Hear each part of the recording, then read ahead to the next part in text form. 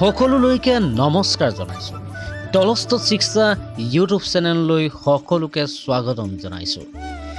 যিসকল লোকে UGC NTA NET পৰীক্ষা নতুবা SLET পৰীক্ষাৰ পৰা আদি কৰি বিভিন্ন পৰীক্ষাত অৱতীৰ্ণ হ'বলৈ প্ৰচেষ্টা চলাই আছে, তেন্তে এই ভিডিঅ'টোৱে আপোনাক বা আপোনালোকক লাভান্বিত কৰিব পাৰে। তেন্তে পলম নকৰোঁ, আহক ভিডিঅ'টো আৰম্ভ কৰোঁ।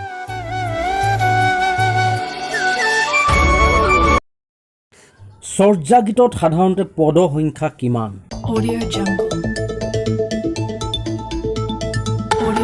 চৰ্যা গীতত সাধাৰণতে পদৰ সংখ্যা 10টা।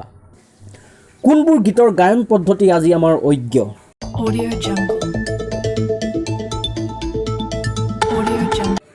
চৰ্যা গীতৰ চৰ্যাপদ ৰচনা কৰা 84 সিদ্ধৰ পৰিচয় কোনে দাঙি ধৰিছিল?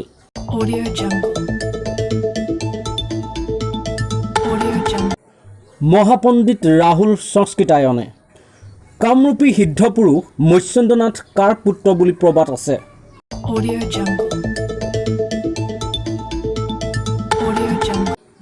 মীননাথৰ।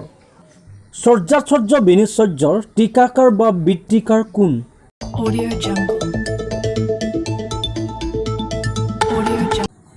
মুনি দত্ত। গুৱাহাটী উগ্ৰতৰা মন্দিৰৰ একজোটা সাধন কৰ পৰা উদ্ধাৰ কৰা হৈছিল?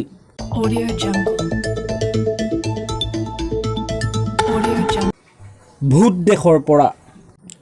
চৰ্যাচৰ্য বিনিশ্চৰ্য পুথিখনত কাহনুপাদে কেইটা গীত ৰচনা কৰিছে?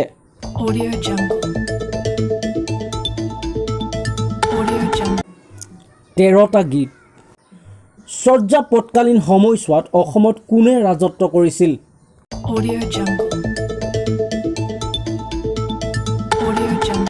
পাল আৰু শালস্তম্ভসকলে।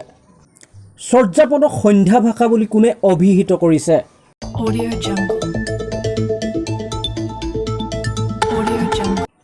বৃত্তিকাৰ মুনি দত্তই। ডিম্বেশ্বৰ নেওগে কোনগৰাকী কবিক অসমীয়া কবি মাধৱ কন্দলী আৰু মৈথিলী কবি বিদ্যাপতিৰ অন্তত নবীন সমসাময়িক বুলি অভিহিত কৰিছে?